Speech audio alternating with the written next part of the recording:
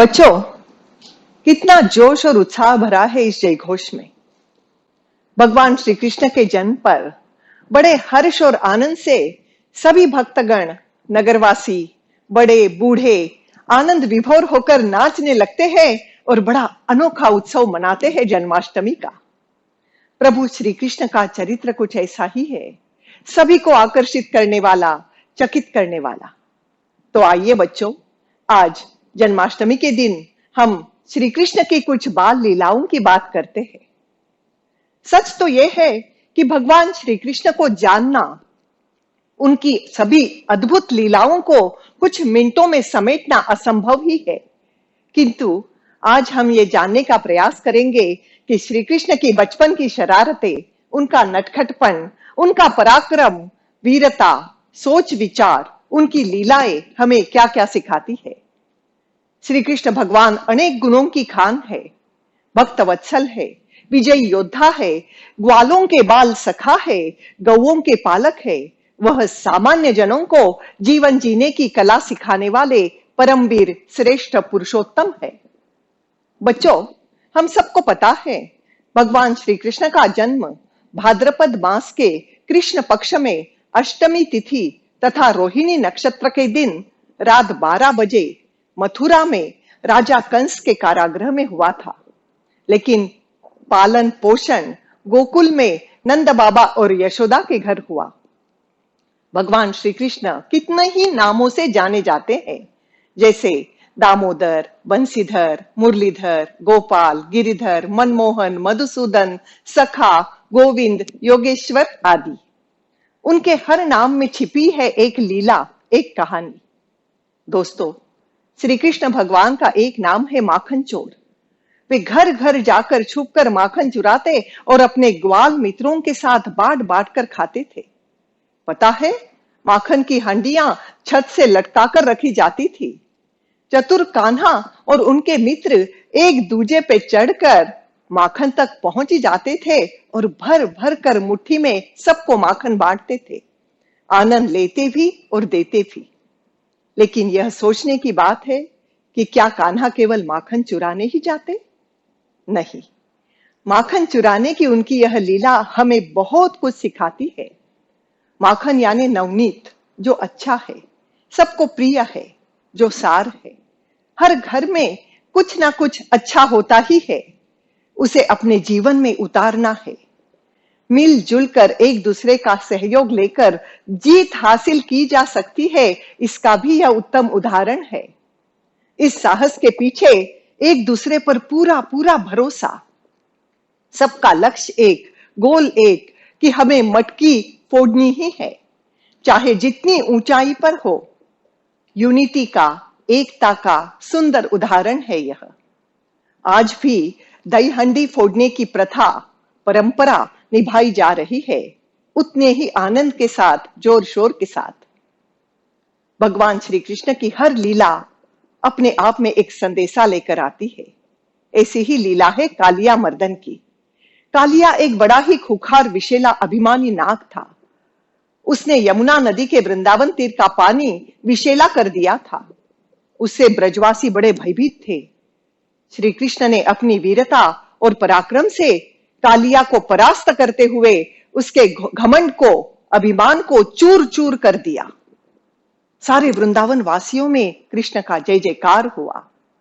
दोस्तों, हमारे अंदर भी अभिमान रूपी कालिया बसता है, तब श्री कृष्ण भगवान की याद कर उस अहंकार को नष्ट करना चाहिए। आइए आगे बढ़ते हैं। ब्रज में वर्षा के लिए इंद्र पूजन करने की प्रथा थी, लेकिन कृष्ण ने उस गिरिराज गोवर्धन पर्वत की पूजा की, जिसके कारण ब्रज में वर्षा होती थी। इस कारण क्रोधित हुए इंद्रराज ने सांवर्तक मेघ द्वारा ब्रज पर अतिवृष्टि करवाई। तब महाभयंकर बारिश से बचने के लिए श्री कृष्ण ने गोवर्धन पर्वत अपनी उंगली पर उठाया और उसके नीचे ग्वाल बाल संग सारे ब्रजवासियों को सुरक्षित रखा, पूरे 7 दिन तक। इन 7 दिनों के कठिन समय में सब कुछ मिल बांट कर खाने पीने को ही अन्नकूट का रूप मिला। दिवाली के दूसरे दिन गोवर्धन पूजा और अन्नकूट किया जाता है। श्री कृष्ण को सखा भी कहा जाता है। सुदामा और कृष्ण की कथा तो आप सबको पता ही है।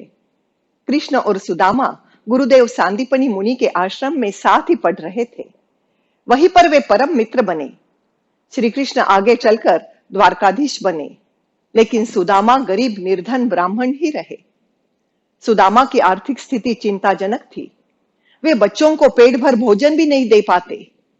एक दिन सुदामा की पत्नी सुशीला ने श्री कृष्ण की मित्रता का वास्ता देकर द्वारका जाकर मित्र से कुछ सहयोग पाने की बात कही। सुदामा थोड़े अनिच्छा से ही पत्नी सुशीला ने दी चावल की पोटली लेकर द्वारका पहुंचे। बड़ी बड़ी हवेलियां और शान शौकत भरी नगरी को देखकर वे बड़े प्रसन्न हुए और सकुचाए भी। पर मित्र को मिलने की आस बड़ी थी। सुदामा जिन्हें भी मिलते थे उन्हें श्री कृष्ण के बारे में पूछते और अपने तथा श्री कृष्ण के मित्रता की बात बताते। आश्चर्यचकित द्वारपाल ने जाकर भगवान श्री कृष्ण को खबर दी कि कोई सुदामा नामक गरीब ब्राह्मण द्वार पर खड़ा है। जैसे ही श्री कृष्ण ने सुदामा का नाम सुना, नंगे पैर सीधे द्वार की ओर दौड़े और अपने परम मित्र सुदामा को गले लगाया। बरसों बाद मिले दोनों सखा की आंखों में आनंदाश्रु बहने लगे। सारे लोग आश्चर्य से देखने लगे ये दृश्य। श्री कृष्ण ने हाथ पकड़ सुदामा को अपने सिंहासन पर बिठाया और स्वयं उनके चरण धोने लगे। श्री कृष्ण के लिए लाई उपहार स्वरूप चावल की पोटली सुदामा छुपा रहे थे, पर कान्हा ने उसे देखा और पोटली छीन ही ली। मुट्ठी भर चावल खा लिए, साथ में चावल की मिठास का गुणगान करना भी नहीं भूले। देखा बच्चों, दोस्ती में ना कोई छोटा होता है, ना कोई बड़ा, ना कोई गरीब, ना कोई संपन्न। श्री कृष्ण ने खूब आतिथ्य कर सुदामा को बड़े आनंद के साथ विदा किया, प्यार के साथ विदा किया। जैसे ही सुदामा घर पहुंचे, द्वार पर खड़ी सजी धजी सुशीला मित्र श्री कृष्ण का कौतुक बखान कर रही थी। आपके मित्र ने तो हमारी सारी चिंता दूर कर दी है। सुदामा मन ही मन सोच रहे थे, कितना विशाल हृदय है कान्हा का। शरणागत की मदद भी करते हैं तो सम्मान के साथ। सच है दोस्तों, अगर किसी की मदद करते हैं तो उसके स्वाभिमान को ठेस ना पहुंचे, इसका ध्यान देना है। कितनी बड़ी सीख मिलती है इस प्रसंग से। भगवान श्री कृष्ण ने धर्म को महत्व दिया।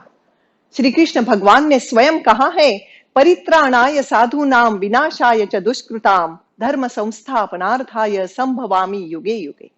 अर्थात सज्जन पुरुषों के कल्याण के लिए और दुष्कर्म करने वालों के विनाश के लिए मैं युगों युगों से प्रत्येक युग में जन्म लेता आया हूं। भगवान श्री कृष्ण ने अघासुर और बकासुर जैसे कई राक्षसों का भी संहार किया। इतना ही नहीं, क्रूर अत्याचारी प्रजा को सताने वाले अपने मामा कंस का भी वध किया। भगवान श्री कृष्ण ने बुराइयों का नाश किया।